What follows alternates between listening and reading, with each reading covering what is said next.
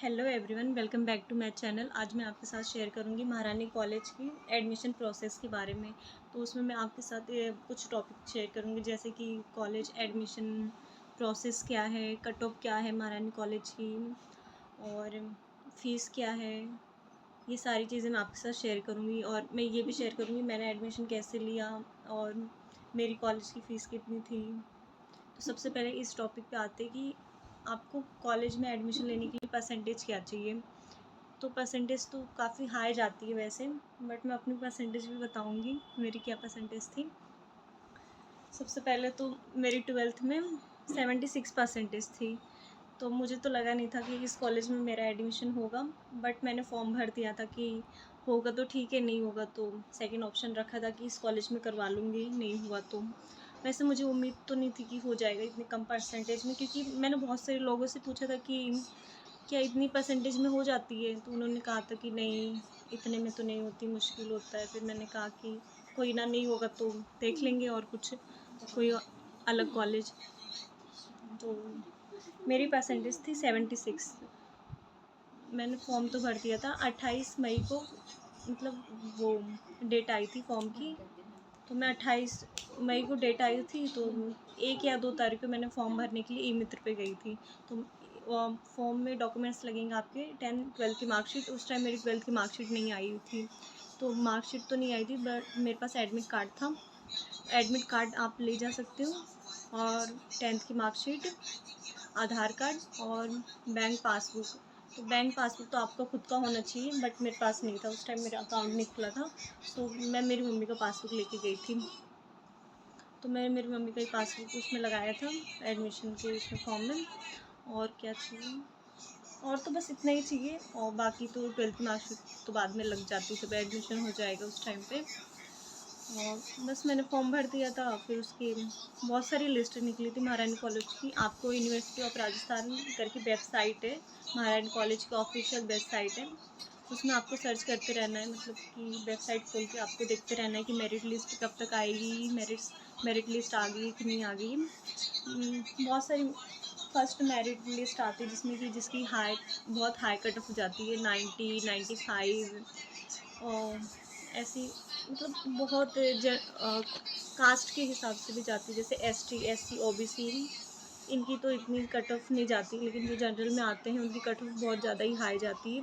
मैं भी जनरल में ही आती हूँ, तो मेरी कट ऑफ तो बहुत हाई गई थी, 95, 90, फिर कहीं 80, 85, सेकेंड थर्ड लिस्ट तक था, मेरिट लिस्ट तक। तो मेरा नाम तो फर्स्ट मेरिट लिस्ट में नहीं आया था, फिफ्थ मेरिट लिस्ट में आया था। तो मुझे तो लगा भी नहीं था कि आएगा नहीं आएगा। तो फिफ्थ मेरिट लिस्ट में आया था। उस टाइम मेरे फ़ोन में रिचार्ज भी नहीं था। तो आगे से कॉल आया कॉलेज से कि मैं महारानी कॉलेज से बोलती हूँ, आपने फॉर्म भरा था एडमिशन के लिए, कि आपको एडमिशन लेना है। तो मैंने कहा हाँ मैम, लेना है। तो उन्होंने कहा कि ठीक है, कल कॉलेज आ जाना अपने सारे डॉक्यूमेंट्स लेके। तो मैंने कहा ठीक है। तो एडमिशन लेना ही है, फॉर्म भरा था तो सिंपल सी बात है। फिर उन्होंने फ़ोन करके पूछा, मैंने कहा ठीक है मैम, आ जाऊँगी कल। तो फिर मैं उसके दूसरे दिन ही फ़ोन आया, उसके दूसरे दिन ही मैं चली गई कॉलेज एडमिशन के लिए। तो वहाँ जाके सारे डॉक्यूमेंट सबमिट करवा दिए। एंड सबमिट करवाने के बाद ऑनलाइन जो उसकी वेबसाइट है, उस पर फ़ीस का आ जाता है, शाम तक आ जाता है। जैसे सुबह मैंने सारे डॉक्यूमेंट्स सबमिट करवाए और फिर उसकी वेरिफिकेशन हो जाती है कॉलेज में, शाम तक फिर फ़ीस का आ जाता है कि कितनी फ़ीस लगेगी। ये सारे ऑनलाइन ही जमा होते हैं, मित्र पे जाके आपको जमा करवाना होता है। तो मेरी फ़ीस थी, 1 मिनट में देख लेती हूँ, मुझे वैसे याद नहीं है। सो मेरी फ़ीस थी 4085 रुपीज़। एंड वो सब्जेक्ट के अकॉर्डिंग फ़ीस होती है। जैसे किसी के पास साइंस है, कॉमर्स है, आर्ट्स है, तो कॉमर्स और साइंस वालों की फ़ीस तो ज़्यादा ही होती है, उनकी 6000 या 7000 के मतलब इतनी जाती है। और जो आर्ट्स वाले होते हैं उनकी कम फ़ीस होती है। तो मैंने तो आपसे बताया नहीं मेरे पास आर्ट्स था, तो आपको पता ही चल गया होगा मेरे पास आर्ट्स है। और मेरे पास मैंने BA ऑनर्स से भरा था। तो इसलिए ऐसे भी बोलते हैं कि जो ऑनर्स से भरते हैं, जिनकी कम परसेंटेज रहती है, अगर वो ऑनर्स से भरते हैं तो उनका नंबर जल्दी आ जाता है। मेरी एक फ्रेंड थी जिसने, मतलब जिसके पास पास कोर्स जिसने पासपोर्ट से भरा था महारानी कॉलेज में, उसकी परसेंटेज भी मेरे जितनी ही थी, मुझसे ज़्यादा ही थी 1-2%, तो उसका तो नहीं हुआ एडमिशन। किस्मत किस्मत की बात है, किसका हो जाता है। मुझे तो उम्मीद नहीं थी मेरा हो जाएगा, पर आई एम सो लकी कि मेरा हो गया एडमिशन। और कॉलेज तो बहुत अच्छा है। तो कट ऑफ तो देखो हाई जाती है, पर जो जनरल ओबीसी एसटी एससी ये सब कास्ट के अकॉर्डिंग होता है। जो जनरल के होते हैं ना, उनकी तो मुश्किल मतलब मुश्किल से 70-75 इतनी कट ऑफ जाती है। और जो ओबीसी एसटी एससी इनकी तो 58 पे भी हो जाती है, 58% पे भी हो जाती है। और मेन तो ये है कि जो एसटी एससी ओबीसी के स्टूडेंट है ना, उनके पास कास्ट सर्टिफिकेट होना चाहिए।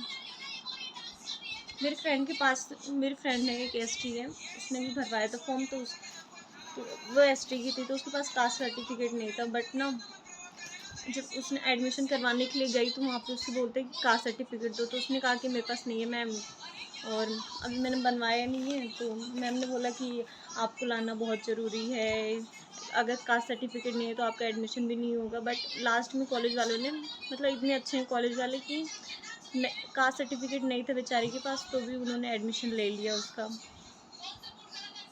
मतलब एक बार अगर आपके मेरिट लिस्ट में नाम आ गया ना, तो आपका एडमिशन हो गया मतलब। और रही बात, आपको ये सब ऑनलाइन ही चेक करते रहना है कि फॉर्म की डेट कब आई है, इसकी मेरिट लिस्ट कब आएगी, आपको चेक करते रहना है, मतलब राजस्थान यूनिवर्सिटी की ऑनलाइन वेबसाइट पे। तो मेरी एडमिशन प्रोसेस तो यही था। फिर कॉलेज जाके फिर फीस सबमिट करवाया। फिर क्लासेस स्टार्ट तो वैसे 25 जुलाई के बाद ही हुई थी, वो भी हर क्लासेस नहीं हुई थी, मतलब कोई कोई क्लास हो रही थी। ऑलमोस्ट 1 अगस्त के बाद ही क्लासेस पूरी अच्छी तरीके से होने लगी। और 5th लिस्ट आई थी 21 जुलाई के बाद, या उससे 1-2 दिन पहले ही आई थी। ऑलमोस्ट इतने के बीच में आई थी, तो इतना लेट हो गया था। मैं तो एडमिशन लेने वाली थी कहीं और पे, बट मैंने सोचा कि कोई ना, जब इतने दिन वेट कर लिया तो कुछ दिन और वेट कर लेते। सो सब्र का फल अच्छा ही होता है, वही मैंने मतलब देख ही लिया है। सो अब जो भी एडमिशन लेने वाले महारानी कॉलेज में, ये वीडियो आपके लिए बहुत हेल्पफुल रहेगा, आई होप। सो आपसे मिलते हैं नेक्स्ट व्लॉग में, तब तक के लिए मेरे चैनल को लाइक करें, शेयर करें एंड सब्सक्राइब करें।